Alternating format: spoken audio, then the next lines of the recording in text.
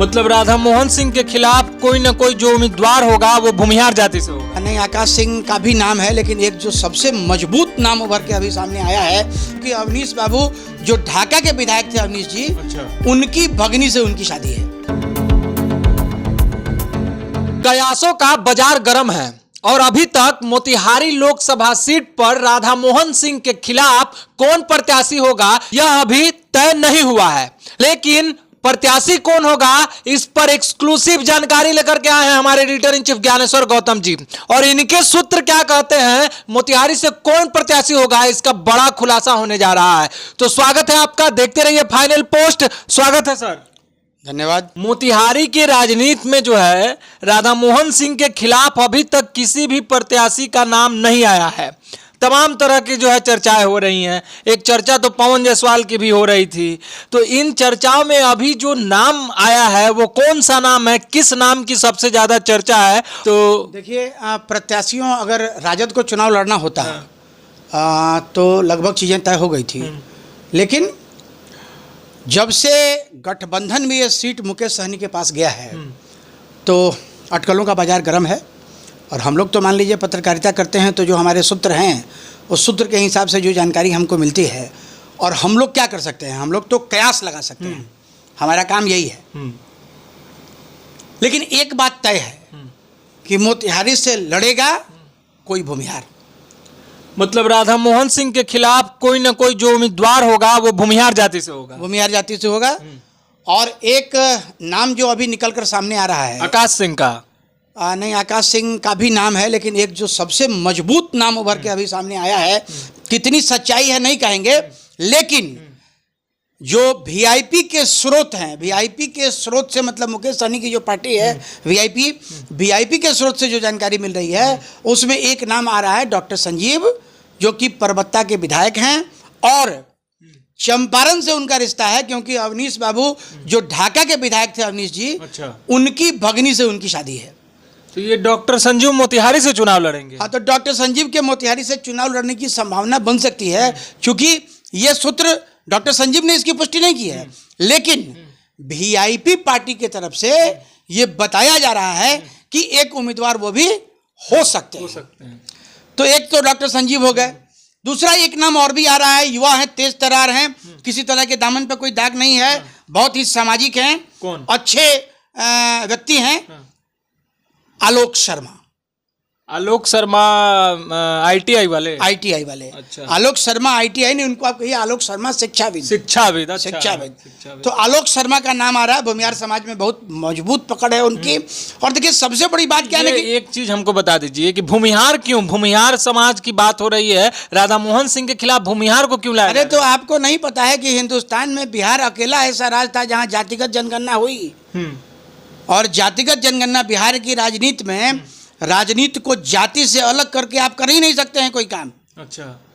तो चूंकि यहाँ भूमिहारों का अच्छा वोट है, 3-3.5 लाख वोट भूमिहारों का है। अच्छा, बात ये है 1.5 लाख करीब मलाहों का वोट है। अच्छा। तो ये मान लीजिए कि अगर कोई भूमिहार कैंडिडेट होता है और मुकेश सहनी की पार्टी से लड़ता है, तो भूमिहार और मलाह इन 2 वोटों का साथ उसको मिलेगा, और ये 2 वोट जो हैं, और साथ में मुस्लिम यादव तो हैं ही। अच्छा। वो तो महागठबंधन के वोट है। गजब सेंधमारी की तैयारी है। गजब सेंधमारी की तैयारी है। हालांकि भारतीय जनता पार्टी के स्रोत ये कह रहे हैं कि राधा मोहन सिंह के सामने लड़ने के लिए महागठबंधन के पास कोई उम्मीदवार नहीं है।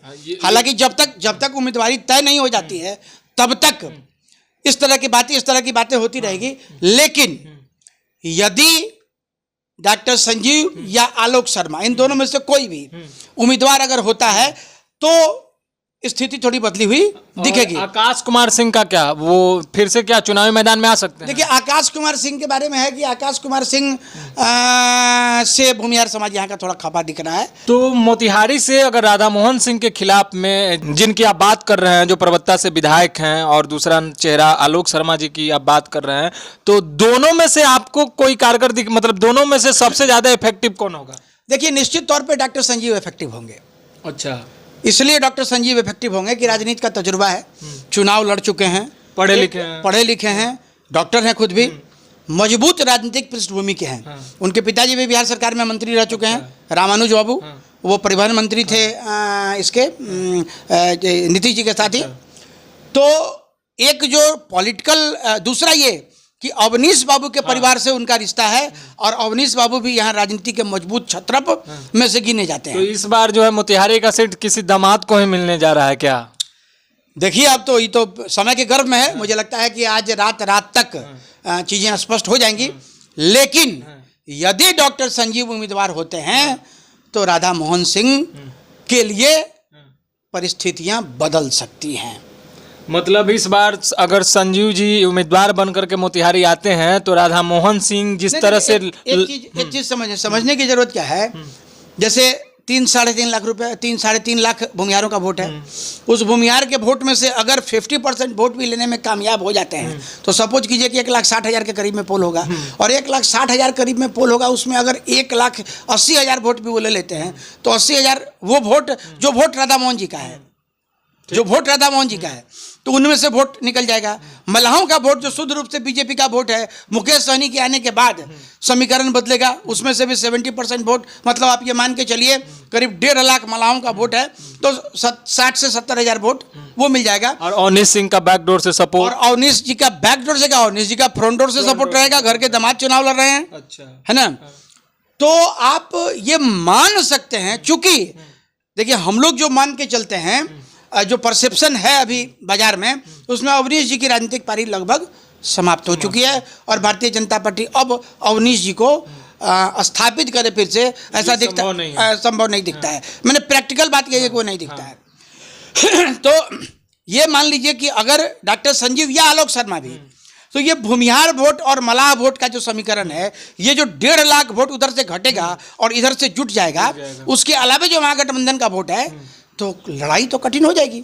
दूसरा एक जो सबसे बड़ा फैक्टर ये है कि वैश्य मतदाता जो हैं और वैश्यों के जो लीडर्स हैं यहाँ पे, उनसे राधा मोहन जी की सीधी सीधी टक्कर दिखती है। कारण ये है कि पिछले दिनों भी हम लोगों ने मेयर के चुनाव में देखा, मेयर के चुनाव में हम लोगों ने देखा कि राधा मोहन जी अपनी पूरी एरी चोटी लगा दिए, फिर भी प्रकाश अस्थाना को नहीं जिता पाए, है ना। और वहां पर उनके सामने बिल्कुल एक नया लड़का देवा गुप्ता ने अपनी पत्नी को खड़ा किया और उसको समर्थन मिला। हमारे तो सूत्र बताते हैं कि समर्थन संजय जायसवाल का भी था, समर्थन रमा देवी का भी था, समर्थन पवन जायसवाल का भी था। एक कयास और भी लगाए जा रहे हैं कि यदि वैश्य समुदाय का भी कोई उम्मीदवार यहाँ से उतार दिया जाता है, क्योंकि वैश्यों की संख्या यहाँ 4 लाख से ऊपर है, तो वैश्य समुदाय का भी कोई उम्मीदवार अगर मजबूत उम्मीदवार आ जाता है जिसको वैश्यों का समर्थन मिलेगा, तो भी स्थिति बदल सकती है। लेकिन अभी तक जो कयासों का बाजार चल रहा है, उसमें किसी भूमिहार कैंडिडेट के ऊपर ही मुकेश सहनी अपना दाव लगाएंगे।